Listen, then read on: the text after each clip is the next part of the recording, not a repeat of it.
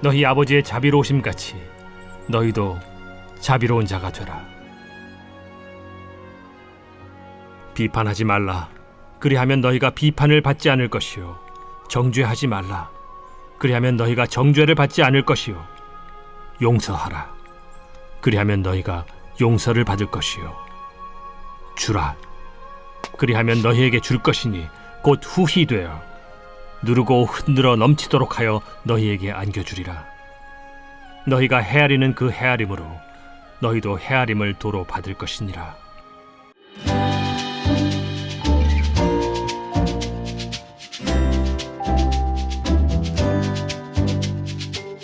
할렐루야, 중고등부 친구들 안녕하세요. 조용훈 전도사입니다. 여러분 혹시 여러분 중에 자비를 베푸소서라는 말을 언제 사용하는지 알고 있는 친구 있나요? 이 말은 대체적으로 자신보다 높은 위치에 있거나 또는 힘이 강한 사람에게 자신이 어떠한 잘못이나 실수를 했을 때 그것이 고의를 했거나 아니면 모르고 했었을 경우 그에 따른 처벌을 받게 될 때 그 대상에게 대해서 낮아진 자세로 엎드려서 더 낮은 선처를 바라는 그러한 바람에서 그 대상에게 어떠한 잘못을 용서를 비는 그러한 행위를 할 때에 이러한 고백을 하는 것을 우리는 볼 수가 있습니다. 그런데 여러분, 요즘 우리 사회에 정말로 심각한 문제가 있는 것을 우리가 함께 볼 수가 있어요. 바로 타인에 대해서 자비가 없는 것이 우리 지금 이 세대의 뼈아픈 문제입니다. 왜냐하면요, 지금 우리가 살아가고 있는 이 세대 가운데서 서로가 서로에 대해서 어떠한 생각이나 그러한 기준을 제시했을 때 그런 어떤 한 사람의 그런 생각이나 기준에 대해서 다른 상대방들이 이것을 폄하하거나 좋지 않게 해석하고 오히려 깎아내리고 그것을 그저 비방하는 그러한 문화가 우리들 세대 가운데 놓여 있는 것을 우리는 잘 볼 수가 있어요. 정말로 뼈아픈 문제가 우리들 가운데 있는 거죠. 그런 상황 가운데에서 우리들이 살아가고 있는 이 삶의 일상에서 우리들은 말 하나 하는 것, 우리들이 행동 하나 하는 것에 대해서 정말로 조심스러워지는 것을 우리는 볼 수가 있습니다. 왜냐하면요, 우리는 주변 사람들에게 인정받기를 원하게 된 거예요. 주변 사람들에게 좋은 사람으로 보이고 싶게 된 거죠. 근데 왜 이렇게 됐는지 전도사님이 잘 살펴보니까 지금 우리 사회에 저변에 깔려있는 자비가 없는 그러한 문화가 바로 이 큰 문제로 우리에게 찾아오게 된 거예요. 사람들 사이에서 자비가 없어지다 보니까 어떻게 되었냐면요, 어떠한 사람의 개성이나 어떠한 사람의 주장이나 생각과 판단, 행동에 대해서 좋게 평가를 하지 않는 거예요. 자신이 더 낫다고 생각하는 거죠. 그래서 다른 사람에 대한 행동이나 그 말에 대해서 지적하는 것은 정말로 그냥 일상이 되었습니다. 평가를 하는 것은 그냥 자연스럽게 되는 것이죠. 그런 자연스러운 평가와 지적들이 정말로 이 모든 사회의 지변에 깔려 있다 보니까 우리는 그 사람들에 대해서 정말로 인정받고 싶고 지적받기 싫고 정말로 어떠한 정죄받기 싫은 그러한 마음이 우리 가운데 깔려 있어서 우리는 삶에서 말과 행동에 조심하게 되는 것을 볼 수가 있습니다. 그리고 그러한 조심스러움은 주변에 사람들이 많고 또 사람들의 이목을 많이 받는 직업일수록 또는 그런 위치에 있는 사람일수록 더욱 그렇게 되는 것을 볼 수가 있어요. 단적인 예로 바로 연예인들의 삶이 이렇게 조심스러워지는 것을 우리는 볼 수가 있습니다. 여러분, 최근에 아이돌 그룹 슈퍼주니어의 멤버 김희철 씨가 자신이 겪었던 악플에 대한 피해와 또 자신의 주변에 있는 멤버와 동료 그리고 친구들이 겪어서 피해를 겪게 되었던 그런 악플에 관한 문제를 가지고 경찰에 고소를 했던 그런 소식을 접한 친구들이 있을 거라고 생각합니다. 이 사건으로 인해서 악플과의 전쟁이라는 타이틀로 세간의 이슈가 되었던 것을 볼 수가 있는데요. 바로 김희철 씨가 자신의 주변에 있던 그런 동료들과 친구들이 악플로 인해서 정말로 큰 피해를 겪게 되고 더 나아가서 큰 문제로 발전하여 이 친구들이 자살하게 되는 경우를 이렇게 발견하고 또 지켜보면서 자신이 겪었던 그런 악플에 관한 문제에 대해서도 더 이상 그대로 넘어가서는 안 되겠다라는 결심을 가지고 이 정말로 어려운 그러한 발걸음을 이제 옮기게 되었고 그 도전을 시작하게 되었는데요. 이 얘기에 대해서, 이 악플이라는 문제에 대해서 전도사님도 이전에 대해서는 크게 실감하지 못했습니다. 얼마나 심각한지 모르고 있었는데, 이번에 이 사건에 대한 내용을 같이 정리하고 좀 이렇게 살펴보면서 이게 얼마나 좀 심각한 것인지 같이 돌아보게 되었던 것 같아요. 김희철 씨 개인의 그 고백으로는 자신이 어떠한 한 악플을 보게 되었을 때 이 악플로 인해 대해서 자기가 겪게 되는 그런 상처와 마음의 그런 충격은 마치 실제로 자신의 주변에 있는 사람들로부터 약 100명의 사람들이 자신에게 죽어라고 하는 그런 저주를 듣게 되는 것처럼 큰 충격으로 다가온다고 해요. 그런데 이와 같은 문제가 어쩌다가 이렇게 사람을 죽게 만들고 정말로 사람들을 계속해서 이렇게 끊임없이 공포에 몰아가게 되고 또 두렵게 만들게 되는지 우리가 오늘 이 문제를 같이 한번 잘 살펴보기를 바랍니다. 여러분, 우리가 국어나 문학 시간 또는 이렇게 우리가 토론 시간 때 배우게 된 그런 토론의 방법 중에 비판이라는 것에 대해서 우리가 배운 적이 있을 거예요. 그런데 여러분, 비판과 비난과 비방의 차이점을 잘 알고 있어요? 이 세 가지의 의미의 비가 정말로 각기 다 다른 거 여러분들 알고 계시나요? 먼저 비판은요, 비평하고 판단한다는 말입니다. 어떠한 사람이 상대방의 의견을 제시했을 때 또는 어떠한 한 사건에 대해서 오류의 점을 정확하게 찝어내는 거예요. 어떠한 오점을 바르게 찝어내서 그 오점과 오류에 대한 건설적인 대안을 가지고서 제시를 하고 의견을 부여를 하는 것이 바로 비판이라고 하는 겁니다. 근데 두 번째 비난은요, 그저 비방하고 힐난한다는 말이에요. 앞서 말한 비판과 다른 겁니다. 비방하고 힐난한다는 이 비난은 상대방에 대한 잘못을 그저 붙잡고 늘어져서 그 잘못에 대해서 계속해서 힐난하는, 그렇게 해서 계속해서 비방하고 비난하는 그러한 말이에요. 그 잘못에 대해서 조롱하고 계속해서 그렇게 안 좋게 이야기하는 것이 바로 비난입니다. 그리고 세 번째 비방은요, 정말로 이것은 파괴적인 그러한 의미인데요. 계속해서 헐뜯고 헐뜯는다는 의미밖에 없어요. 이것은 어떠한 사람이 의견을 제시하고 어떠한 그런 상황을 딱 목격했을 때 어떠한 사람이 또 이렇게 행동한 것을 보게 되었을 때 그것에 대해서 이야기하는데 그 이야기의 방점이 아무런 이유가 없습니다. 이것은 잘하고 잘못하고의 그런 구분이 없이 그냥 무작정 헐뜯고 비웃고 그렇게 책 잡아서 계속해서 안 좋게 해석하고 이야기하는 거예요. 이것은 정말로 파괴적인 그런 행동이고 그러한 모습이에요. 그런데 이 세 가지의 구분을 여러분들 잘 하고 있는지 우리가 우리의 삶에서 우리의 또 생각과 우리의 마음에서 다시 한번 바르게 돌아보기를 바랍니다. 그러면 여러분 대부분 우리가 이 세 가지 기준으로 놓고 봤을 때 그래도 비판은 제일 괜찮은 거잖아요.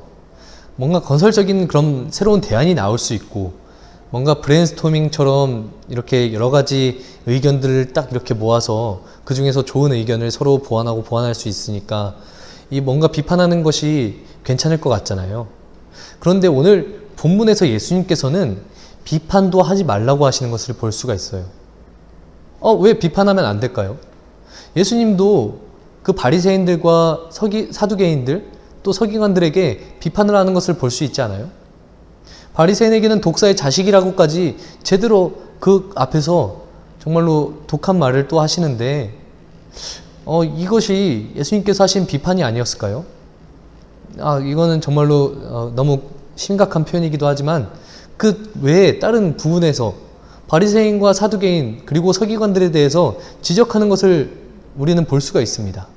그런데 예수님께서는 비판하지 말라고 하세요.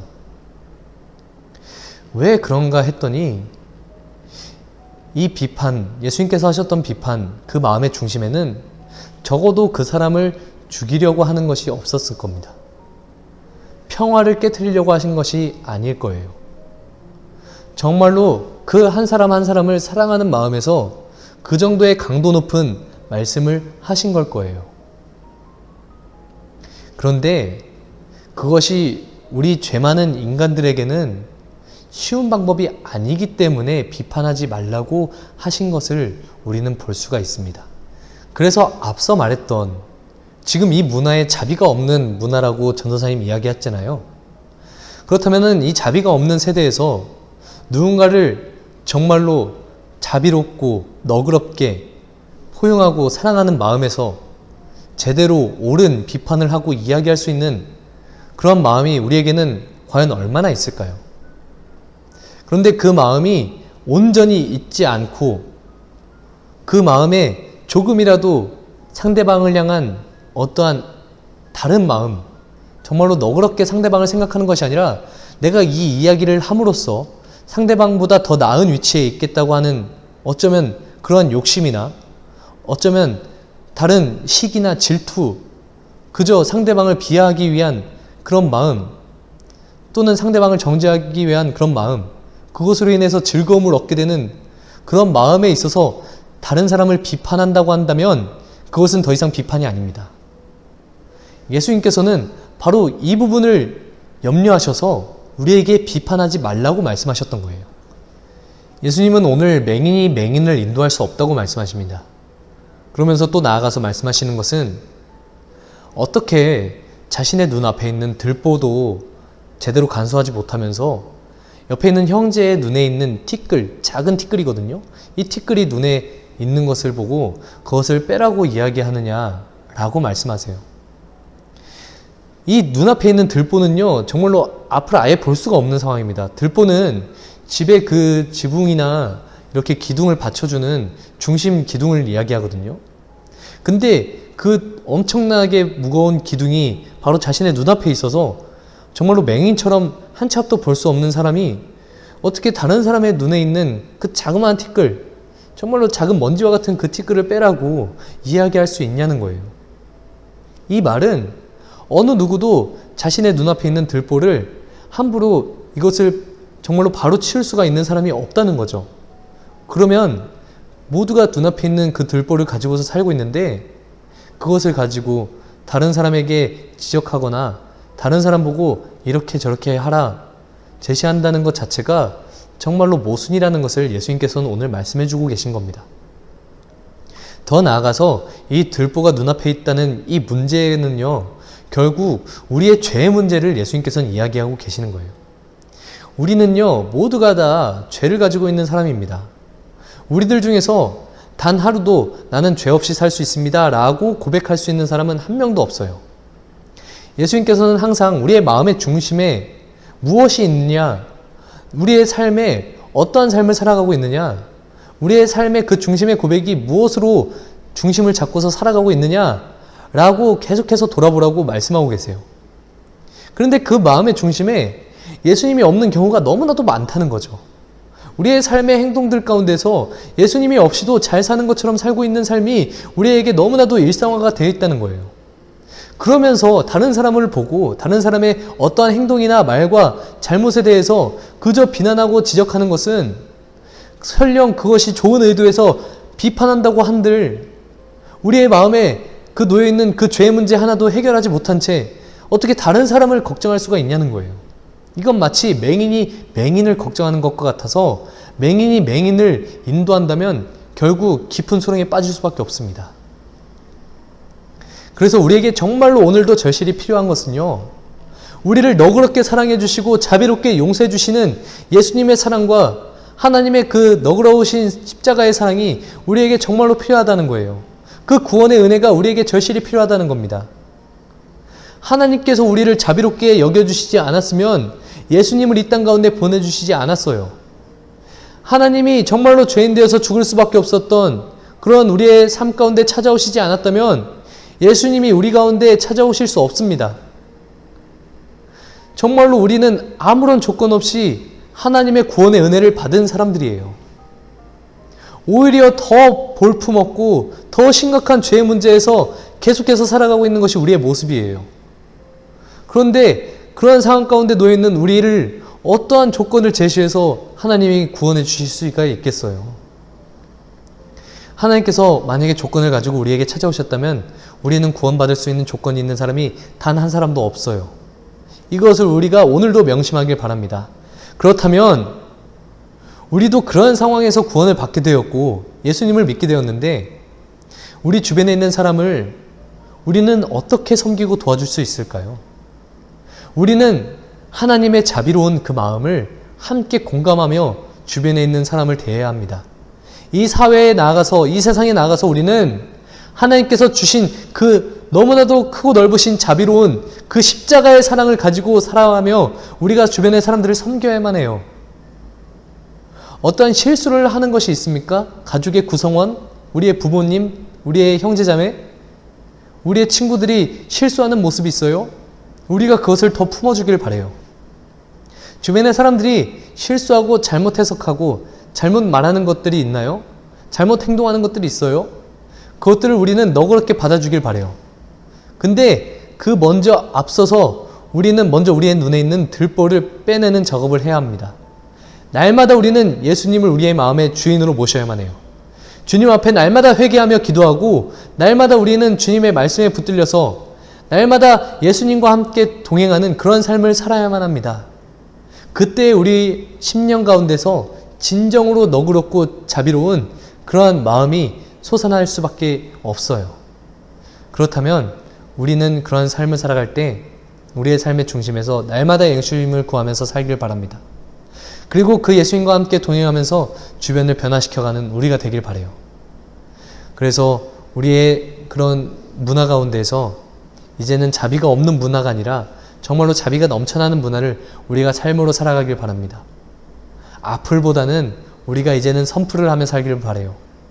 우리의 주변에 있는 친구들에게 너 정말로 잘한다 응원해 줄 수 있고요. 너 정말로 똑똑하고 너 정말로 훌륭한 사람이다.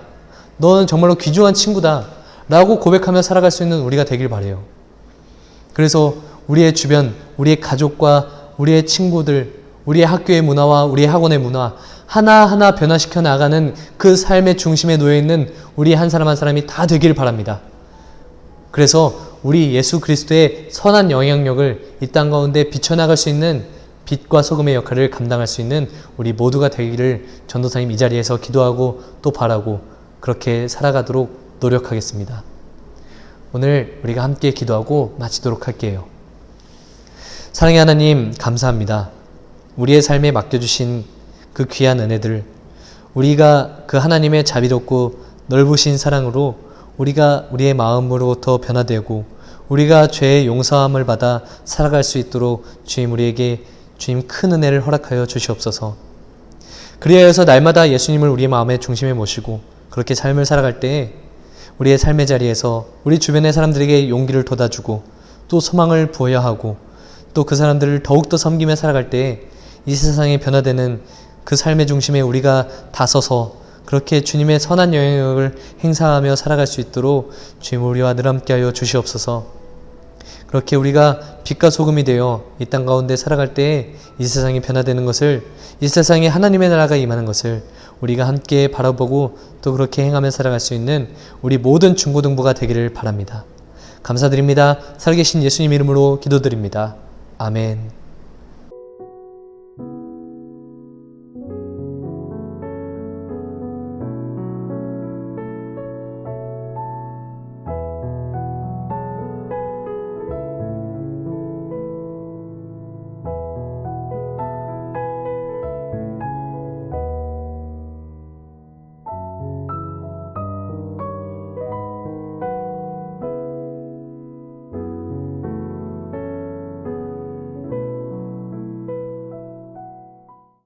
하늘에 계신 우리 아버지여, 이름이 거룩히 여김을 받으시오며 나라에 임하옵시며 뜻이 하늘에서 이룬 것 같이 땅에서도 이루어지이다. 오늘날 우리에게 일용할 양식을 주옵시고 우리가 우리에게 죄지은 자를 사하여 준 것 같이 우리 죄를 사하여 주옵시고 우리를 시험에 들게 하지 마옵시고 다만 악에서 구하옵소서. 대개 나라와 권세와 영광이 아버지께 영원히 있사옵나이다. 아멘.